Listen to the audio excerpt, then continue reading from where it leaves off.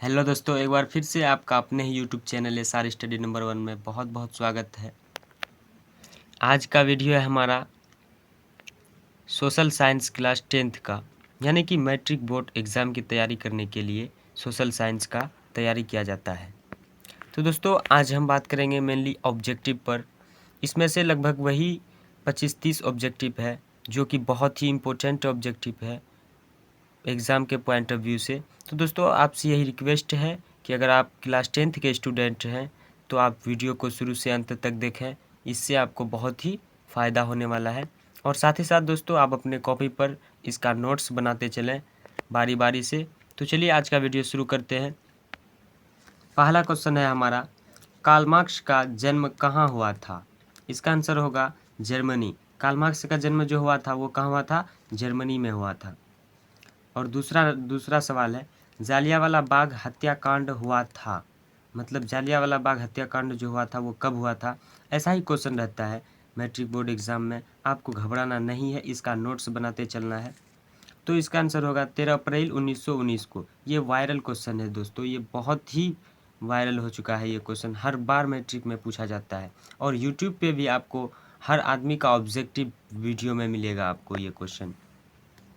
विश्व में सर्वप्रथम मुद्रण की शुरुआत कहाँ हुई? इसका आंसर है चीन। मतलब विश्व में जो सबसे पहले मुद्रण का जो शुरुआत हुआ था वो कहाँ हुआ था? चीन में हुआ था। चलिए अब देखते हैं अगला सवाल। भारत के किस स्थान पर पहला परमाणु ऊर्जा केंद्र स्थापित किया गया था? तो वो है तारापुर। तारापुर में ही मतलब कि परमाणु ऊर्जा केंद्र स्थापित किया गया था। वो भी कब? सबसे पहले। और चलिए देखते हैं अगला सवाल। कौन सा जानवर केवल भारत में ही पाया जाता है? डॉल्फिन। डॉल्फिन ऐसे भी लिख सकते हैं, ऐसे भी लिख सकते हैं। ओके। बिहार की पहली रेल लाइन कौन थी? बिहार की जो रेल लाइन थी वो पहली रेल लाइन कौन थी? इसके बारे में आज बात करने जा रहे हैं। तो इसका आंसर होगा east India railway. East India railway. तो दोस्तों ये जो सोशल साइंस का ऑब्जेक्टिव है ये बहुत ही इम्पोर्टेंट ऑब्जेक्टिव है। तो दोस्तों आप इसका नोट्स बनाते चलिए और वीडियो को लाइक कर दीजिए, कमेंट कर दीजिए आपको वीडियो कैसा लगा, और साथ ही साथ अपने ग्रुप यानी दोस्तों में इसको शेयर कर दीजिए वीडियो को, ताकि आप जो पढ़े इतना इम्पोर्टेंट सवाल वो अपने दोस्तों को भी आप अपना थ्रू से उसको भी भेजिए और वो भी अपना समझेगा, आराम से लिखिएगा। अर्थशास्त्र के जनक किसे कहा जाता है? ये ऑब्जेक्टिव क्वेश्चन है, ये बहुत इंपॉर्टेंट क्वेश्चन है दोस्तों, हर बार पूछा जाता है। एडम स्मिथ को कहा जाता है। किसको कहा जाता है? एडम स्मिथ को कहा जाता है। तृतीय क्रियाकलाप को जोड़ा गया है, मतलब किससे जोड़ा गया है? सेवा क्षेत्र से जोड़ा गया है। दोस्तों यूट्यूब पे बहुत वीडियो है ऑब्जेक्टिव का, आपको मिलेगा दोस्तों के यूट्यूब चैनल में, लेकिन उसमें क्या होता है 4-5 जो है कि ऑप्शंस दे देते हैं, जिसके वजह से स्टूडेंट्स मतलब कि कंफ्यूज हो जाते हैं, ताकि हम किस तरह से याद करें, कैसे याद करें। तो दोस्तों ये जो है वीडियो ये आपको कंफ्यूज करने वाला नहीं है। ये वीडियो ऐसा है आपके दिमाग में जस्ट आ जाएगा आंसर कौन सा होने वाला है। आप सवाल देखकर आंसर टिक लगा दोगे, ये मेरा गारंटी के साथ हम कह रहे हैं आपको। चलिए देखते हैं अगला सवाल। भारत में सबसे पहले जनगणना कब आरंभ हुई थी? भारत में जो जनगणना आरंभ हुआ था वो कब हुआ था? तो 1872 ईस्वी में। 1872 ईस्वी में हुई थी। ठीक। भारत में संपूर्ण जनगणना कब हुई थी? मतलब भारत में पूरी तरह से जो जनगणना हुआ था वो कब हुआ था? 1881 में लॉर्ड रिपन के द्वारा हुआ था। लॉर्ड रिपन के द्वारा हुआ था। दोस्तों आप कमेंट करके ज़रूर बताइएगा आपको वीडियो कैसा लगा। बिहार के किस जिले की प्रति व्यक्ति आय सर्वाधिक है? तो इसका आंसर होगा पटना। बिहार के किस जिले की प्रति व्यक्ति आय सबसे कम है? तो इसका आंसर होगा शिवहर। शिवहर का ही सबसे प्रति व्यक्ति आय कम है। और देखते हैं अगला प्रश्न। भारत में योजना आयोग की स्थापना किस वर्ष हुई थी? तो 15 मार्च 1950 ईस्वी को। भारत में जो योजना आयोग का स्थापना हुआ था वो हुआ था 15 मार्च 1950 को। भारत में कितने राष्ट्रीयकृत बैंक हैं? भारत में कितने राष्ट्रीयकृत बैंक हैं? तो 26 26 बैंक हैं जो कि राष्ट्रीयकृत बैंक हैं, वो भी कहाँ का? भारत का। रिजर्व बैंक की स्थापना किस वर्ष हुई थी? तो 1935 ईस्वी में। व्यावसायिक बैंकों का राष्ट्रीयकरण किया गया था कब? 1975 ईस्वी में इसका राष्ट्रीयकरण किया गया था। दोस्तों आप नोट्स बनाते चल रहे हो ना, आप बहुत अच्छा कर रहे हो। चलिए देखते हैं अगला प्रश्न। राष्ट्रीय कृषि एवं ग्रामीण विकास बैंक की स्थापना हुई। मतलब इस तरह से क्वेश्चन आते हैं तो आपको एग्जैक्ट आंसर मारना है, उसमें से आप कंफ्यूज नहीं होना है कि चार में से कौन सही है। आप सिर्फ इस वीडियो को सही से देख लो और अपने कॉपी पे नोट्स बना के 2-3 मरतबा पढ़ लो, आराम से आप सही सही टिक मार के आओगे एग्ज़ाम में, ये मेरा गारंटी है। 1972 ईस्वी में। कब हुआ था? 1972 ईस्वी में। देखते हैं अब अगला प्रश्न। सूचना का अधिकार किस प्रकार का अधिकार है? मतलब सूचना का जो अधिकार है ये किस प्रकार का अधिकार है? तो वैधानिक अधिकार है। भारत में सूचना के अधिकार का अधिनियम पारित हुआ। कब हुआ था? अक्टूबर 1905 ईस्वी में। कब हुआ था? 1905 में। आर्थिक विकास का गैर आर्थिक कारक कौन है? मतलब आर्थिक विकास का गैर आर्थिक कारक जो है वो कौन है? वो सामाजिक संस्थाएं हैं। दोस्तों बहुत मेहनत लगता है आपका ये तैयार करने में ऑब्जेक्टिव, ये बहुत इंपॉर्टेंट सब ऑब्जेक्टिव है। दोस्तों आपसे यही रिक्वेस्ट है कि अपने दोस्तों में वीडियो को शेयर कर दीजिए और साथ ही साथ कमेंट करके बताइए आपको वीडियो कैसा लगा, और लाइक तो कर ही देंगे आप, उम्मीद है। एक समाजवादी अर्थव्यवस्था में सर्वाधिक बल दिया जाता है लोक कल्याण के लिए। किसके लिए बल दिया जाता है? लोक कल्याण के लिए। अब देखते हैं अगला प्रश्न।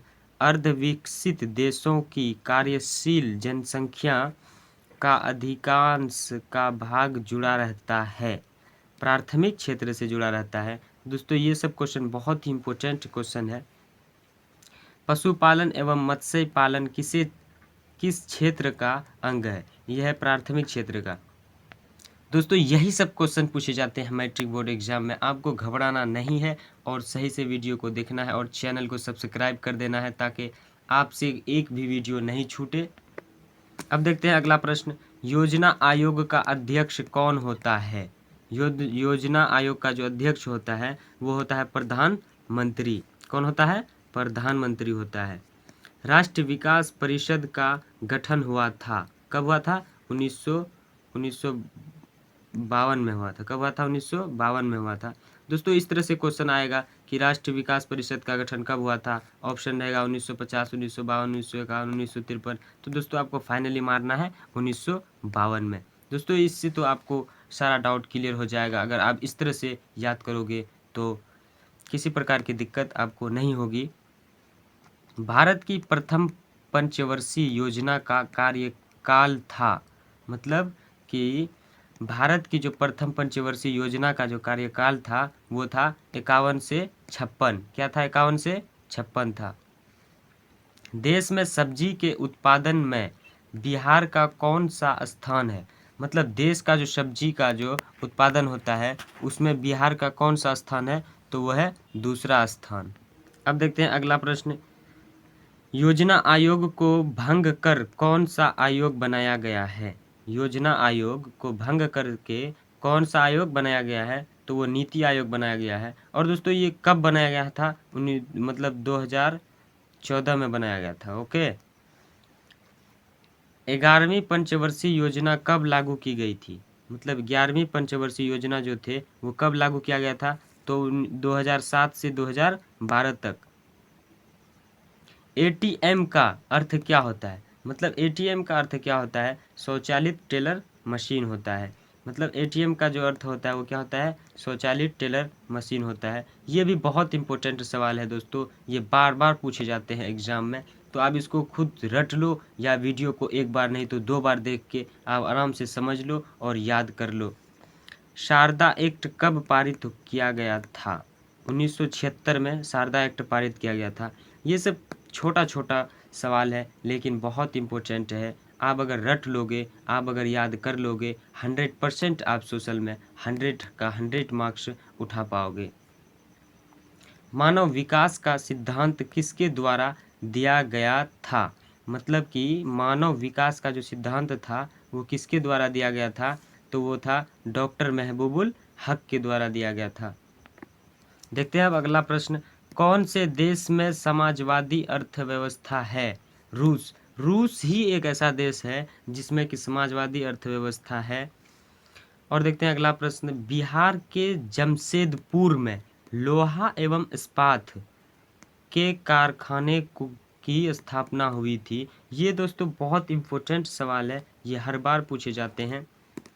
आपको तो अभी विश्वास नहीं हो रहा है, अगर आप एग्ज़ाम दे करके ये वीडियो देखोगे तो आपको बहुत ही मतलब लगेगा कि हाँ, एसआर स्टडी नंबर 1 ने कुछ बोल रहा था और वो बिल्कुल सच है और ऐसा ही क्वेश्चन आएगा और यही आएगा।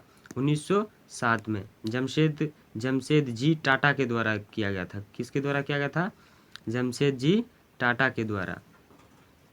और देखते हैं अगला प्रश्न, राष्ट्रीय आय का अर्थ है, मतलब राष्ट्रीय आय का क्या अर्थ है? ये थोड़ा सा मतलब शॉर्ट में ऑब्जेक्टिव में रहता है। इसका अर्थ है उत्पादन के साधनों की आय, मतलब उत्पादन का जो साधन होता है उसका आय को ही राष्ट्रीय आय कहते हैं। फाइनली आप ऐसे भी इसको डिफाइन कर सकते हैं, इसमें कोई दिक्कत नहीं है। अब देखते हैं अगला प्रश्न, रूस की मुद्रा है, रूस की मुद्रा क्या है? रूबल। रूस की मुद्रा रूबल है। दोस्तों आप बहुत ही वीडियो देखे होंगे यूट्यूब पे, लेकिन इस तरह की वीडियो आपको नहीं मिला होगा। अगर आपको ये वीडियो बहुत अच्छा लग रहा है तो आप लाइक कर दीजिए और अपने दोस्तों में शेयर कर दीजिए। किस धातु का मुद्रा के रूप में सर्वाधिक प्रयोग हुआ है? मतलब किस धातु का मुद्रा के रूप में सर्वाधिक प्रयोग हुआ है? तो वो है सोना चांदी। ये बहुत इम्पोर्टेंट है और बहुत ही आसान सवाल है, ये बच्चा बच्चा इसका जवाब दे देते हैं। भारत का पहला टेलीविज़न केंद्र कहाँ स्थापित हुआ था? भारत का जो पहला टेलीविज़न केंद्र स्थापित हुआ था वो कहाँ हुआ था? तो वो हुआ था दिल्ली में हुआ था, जिसको हम लोग दिल्ली बोलते हैं लेकिन दिल्ली होता है सच में। अब देखते हैं अगला प्रश्न, वैश्वीकरण के मुख्य कितने अंग होते हैं? इसका होते हैं 4। वैश्वीकरण के 4 अंग होते हैं। ये ऑब्जेक्टिव है, इसमें आपको डीपली नहीं जाना है और सिर्फ इसको याद कर लेना है। हॉलमार्क शब्द का चिन्ह किस वस्तु की गुणवत्ता का प्रमाण देता है? मतलब हॉलमार्क शब्द का जो चिन्ह है वो किस वस्तु की गुणवत्ता का प्रमाण देता है? तो वो देता है सोने के आभूषण, सोने के आभूषण। ये वीडियो देखने के बाद आपको तो सोशल साइंस में कहीं भी ऑब्जेक्टिव में कहीं दिक्कत नहीं होगा, ये तो मेरा वादा है दोस्तों। आप सिर्फ वीडियो को शुरू से अंत तक देखिए और अपने दोस्तों को भी इस वीडियो को दिखलाइए और शेयर कीजिए।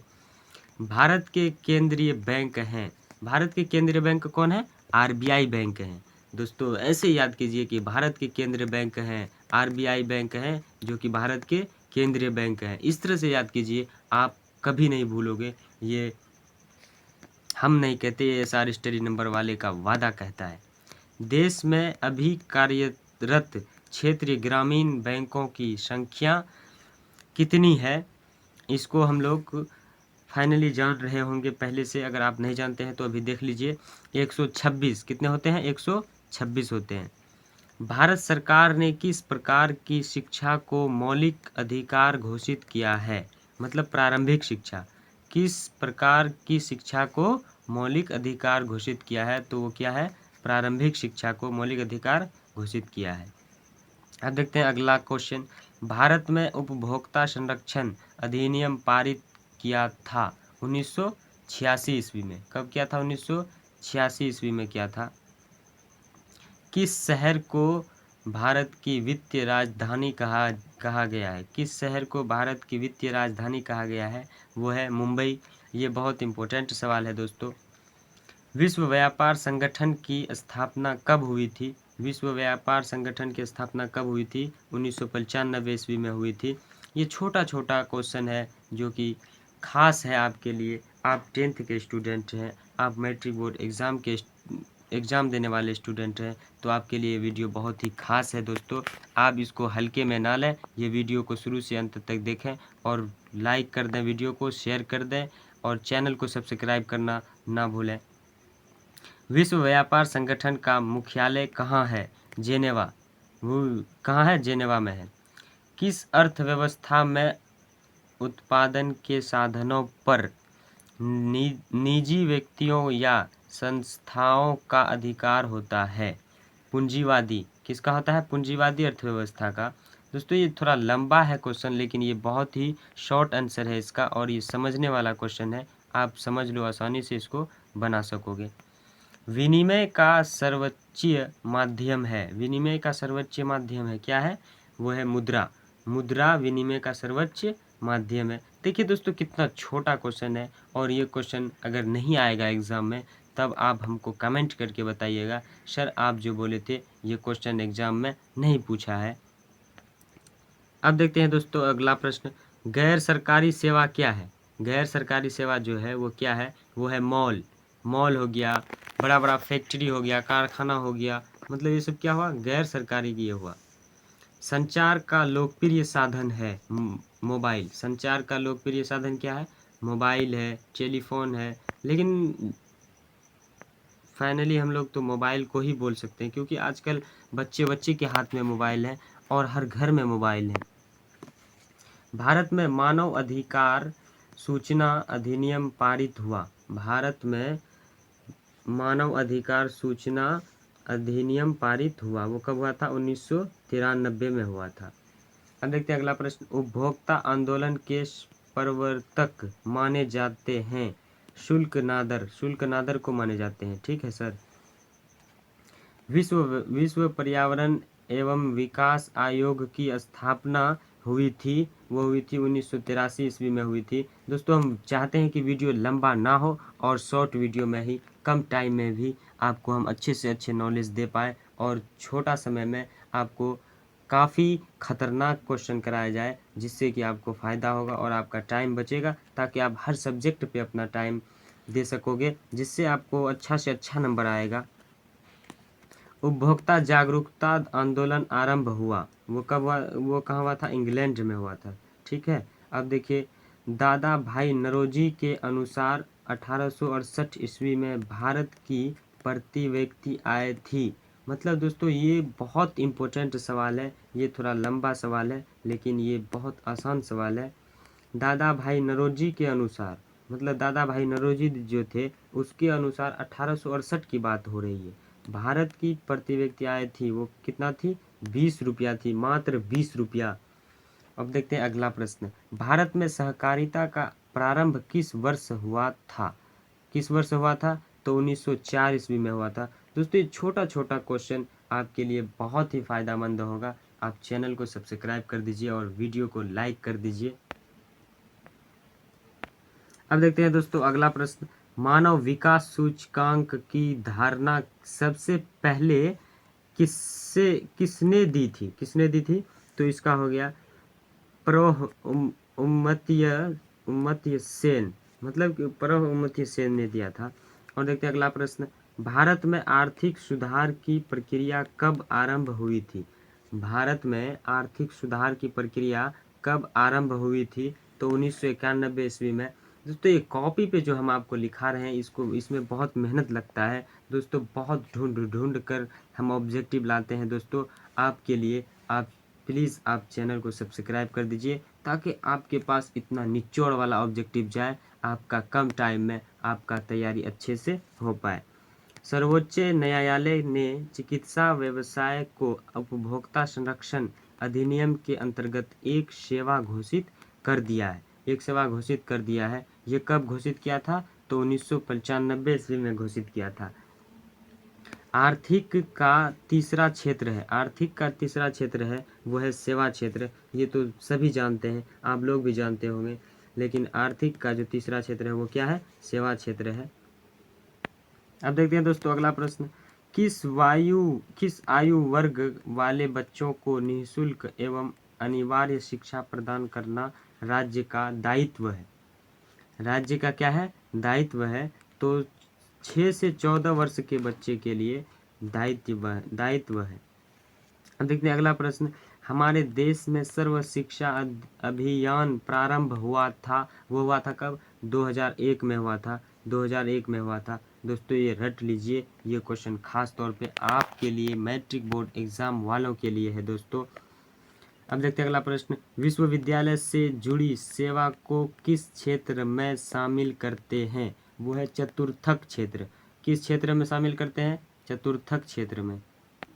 आज का वीडियो दोस्तों यहीं तक है। आप इस वीडियो को शेयर कर दीजिए, लाइक कर दीजिए और अपने दोस्तों में शेयर करिए और चैनल को सब्सक्राइब करना ना भूलिए, ताकि आपको किसी भी प्रकार के ऑब्जेक्टिव का क्वेश्चन सबसे पहले आपको देखने को मिले और आप अच्छे से अच्छे तैयारी कर पाए। जय हिंद।